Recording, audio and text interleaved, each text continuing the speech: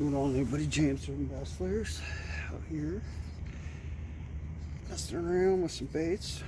What we're doing here today, real quick for you guys, is we're just going to be rounding off these edges on the baits here. Wood baits.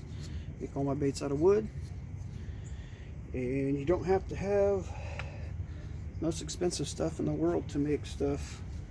And so got my little router here hooked up to my Ryobi router.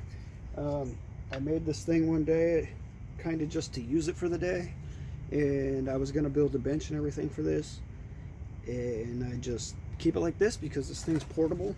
I move this around, take it wherever I want.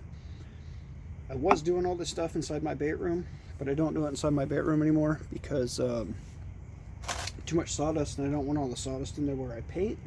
So I do all my cutting and all that stuff out here on the side of the yard. Anyways, we're in Bass Flares. Gonna get a little bit loud here.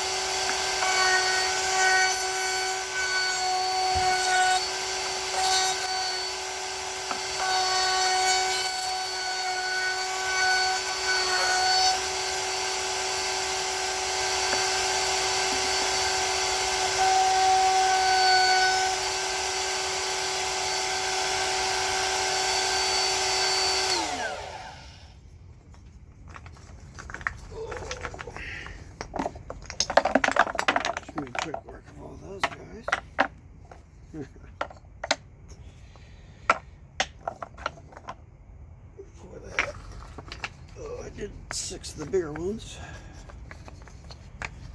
So now I'll go back, sandpaper, and hand sand these lines, the edges down, and get rid of the lines and make them more smooth.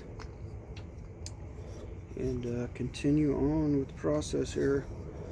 And then I will come back and cut out, we'll cut the lines, whether they're 2-piece or 3 pieces. I've got it typically I'll write on here with like number, got your 2s.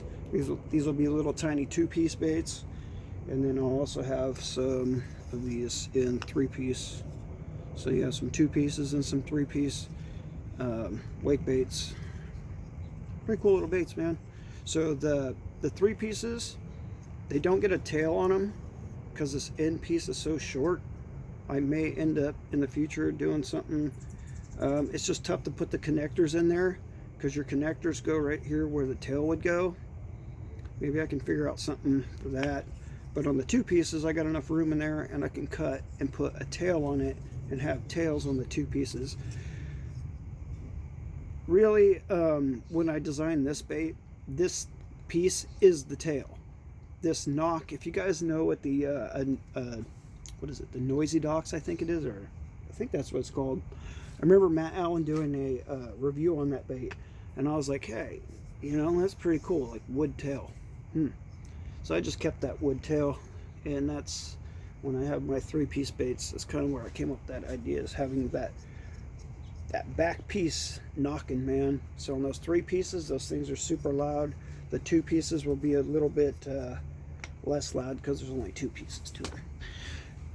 Anyways, herb bass layers, getting it done here. Now I gotta do the next steps. Yeah, thanks for watching. Oh, and then I got over here, I can get this off of this. I got a bunch of these guys over here already ready to go. Painted them up with base coats today. Those are the bigger ones. They got the bigger tail slots on them, and they're gonna have the metal tails. Metal tails, and I call those guys the dinner bell. I should have brought one out here to show you guys, but I forgot to. Anyways, herb bass layers out here, just messing around on the side yard, getting some baits made up.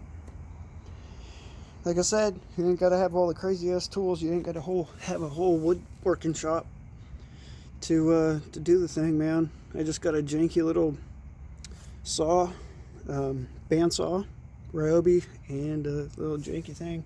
I got given a bunch of tools, so I just stuck with the Ryobis because I already had the chargers and the batteries and all that stuff. So it's just how we do it here, man.